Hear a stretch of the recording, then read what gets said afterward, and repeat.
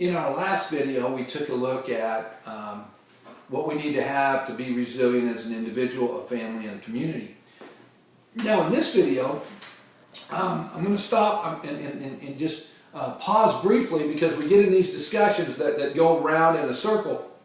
And what I need to do here is I need to give you some definitions. I need to define some things so when we talk about these things in psychology, that we have these down. So what I'm going to do here, I'm going to stop for just a little bit here, and I'm going to give you some exact definitions of some terms here. Okay. So whenever we say prenatal period, okay, that's a time from conception to birth. Okay. So prenatal is conception to birth.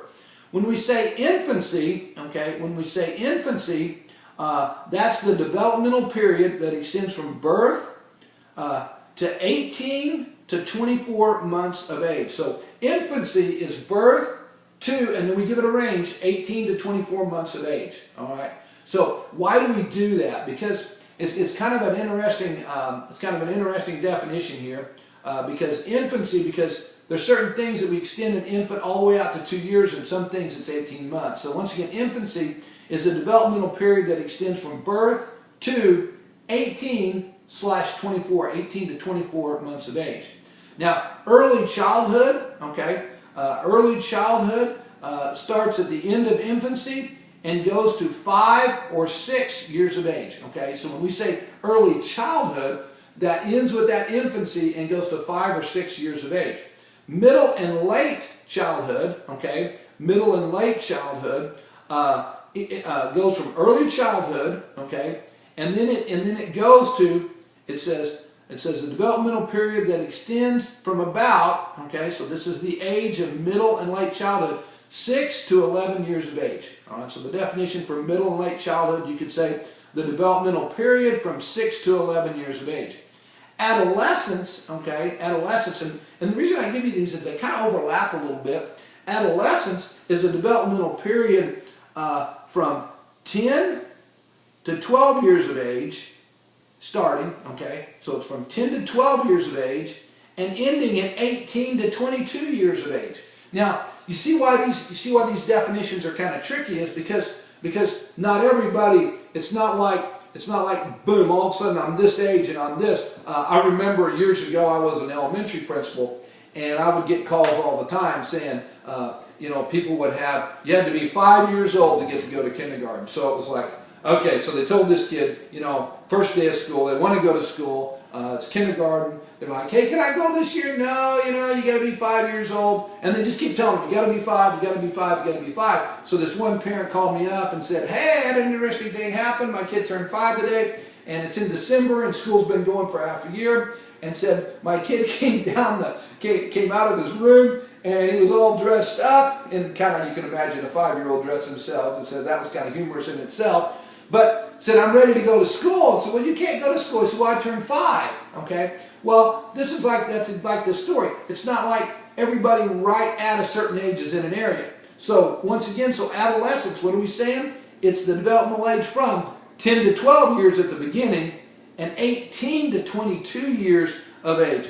Now, I don't know, I hate that, we have a lot of things and people get confused and they think, oh wow, I'm 18, I must be an adult. Well, what's really weird about that is your brain's not even developed at 18 years of age. You still have brain development going on. And then that age ranges from 18 to 22, which is pretty accurate. They should also, it's probably more of 21 or 22 because this has to do with brain development and thought process of when you're actually, your emotional side and your logical side are fully developed, and then all you're doing is putting it in storage. So it's kind of interesting. So once again, adolescence, 10 to 12 years of age, okay, at the beginning, to 18 to 22. Now we're going to talk about something called cohort effects, C-O-H-O-R-T, cohort effects, okay. Effects due to a person's time of birth, the era or generation, but not the actual age. Okay. I love this. This is a new term. We've had cohort studies. We've had everything. But these are called the cohort effects. And these are effects due not to a person's age, but but once again, we give you the definition, due to the person's time of birth, which era, which generation they're born in. So the cohort effects, if you were born in the 1960s, okay, like me, then my cohort effects, it makes me a 60s child, which puts me growing up in that realm of time. If you grew up, if you're 22 years old now, or 18 to 22, then you grew up in one particular time. If you're 50 years old, then you grew up in a different time. If you're 40, so we have to take into account the cohort effects. What's happening in society? Which era are you being born in? What's going on? My dad grew up in the Depression. Okay, my dad grew up in the Depression, so that was part of the cohort effects. Is that people lost all their money and they had nothing, and they had to start. They couldn't go to the store and buy anything because they had no money, so they had to raise their own food. So once again, cohort effects, we'll talk about that a little bit. And then you've heard this term, the millennials, okay? The millennials, so let's define that, okay? The millennials is a generation born after 1980, okay? Now, let me tell you a little bit about that, and that's your definition, okay? The generation born after 1980, which is the first generation to come of age and enter emerging adulthood in the new millennium, okay? In the new millennium, all right? So once again, so 1980, we were working our way to what they call the Y2K, the year 2000, and so that's why they call them millennials, because they're in the year 2000. So what's the definition of millennials? It's a generation born after 1980. So if your birthday is after 1980, then you're a millennial, okay? If you're a millennial.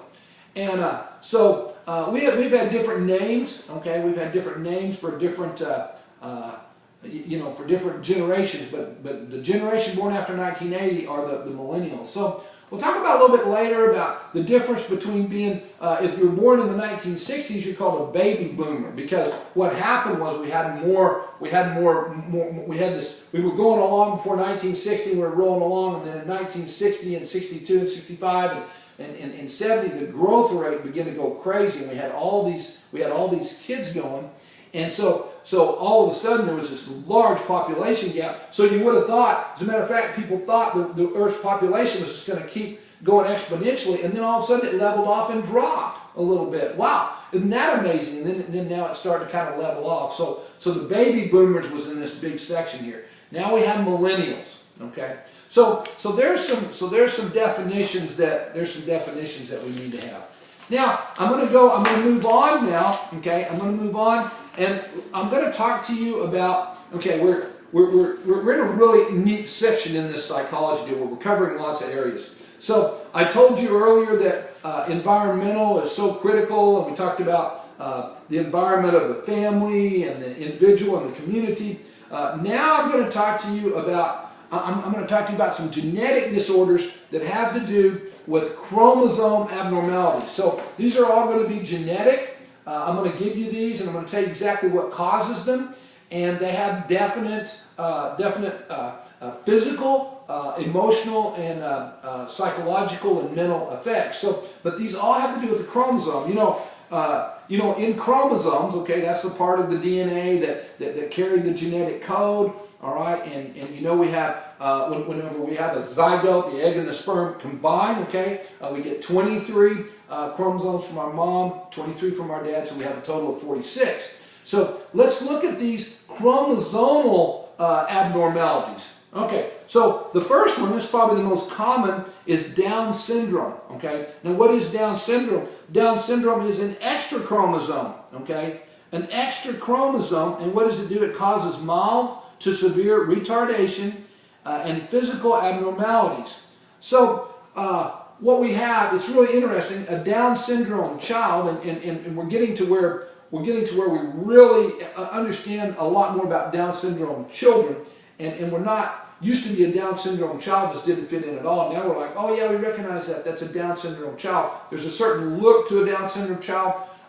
The really fascinating thing to me is that a Down syndrome child, the part of mental retardation that it has, the part that doesn't develop, is the critical thinking part of the brain, of where it's critical about other people. A Down syndrome child can be the happiest person ever, even if somebody's not nice to them. Isn't that? It's kind of like God made this little backup for a Down syndrome child. Said, you're going to need this because people are going to give you a hard time, whatever. And the Down syndrome child, they have mild to severe retardation and physical abnormalities. And this Down syndrome child is the happiest kid you'd probably ever want to meet. Isn't that's interesting? But in order for them to be able to do critical thinking beyond different levels, they won't be able to do that. And why is that? Down syndrome is an extra chromosome. All right. Then we have Klinefelter syndrome. Okay, Klinefelter syndrome. Okay, it's an extra X chromosome. Okay, so usually we're our XY or we're XX. So in this case, the person is XXY. All right. So they have an extra, not just an extra chromosome. Down syndrome is an extra chromosome. Okay, could be male or female. But Klinefelter is an extra X chromosome. Okay, causing physical abnormalities. Now, that's an interesting one. Okay. Then we have something called the Fragile X syndrome. Okay. This is an abnormality in the X chromosome that causes mental retardation, learning disabilities, and short attention span. So once again, we have Klinefelter's, which is an extra X chromosome. Then we have the Fragile X chromosome, which is an abnormality in the X chromosome. So it doesn't have an extra chromosome; it has an abnormality in the X chromosome. Then we have Turner syndrome. Okay, Turner syndrome is a missing X chromosome. Okay, in females. All right, and it can cause mental retardation and sexual underdevelopment. So in this Turner syndrome, we have what's called XO. So we would ordinarily have an XY, but instead we're missing that chromosome. Okay, so we have a missing X chromosome in females.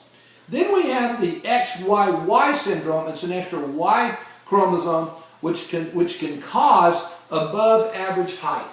Okay. Now, let me tell you an interesting thing. All of the chromosome abnormalities, all of these areas, if it's a true Down syndrome, if it's true Klinefelter, if it's true Fragile X syndrome, if it's a true Turner, or if it's true XXY syndrome, then these people will not be able to reproduce.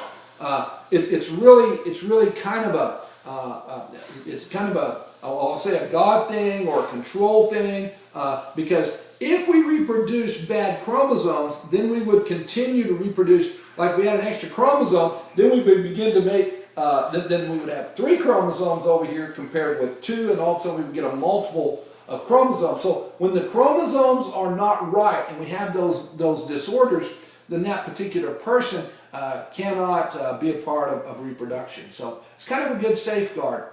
So once again, I wanted to do this genetic with the chromosome abnormalities, and I'll see you in the next video.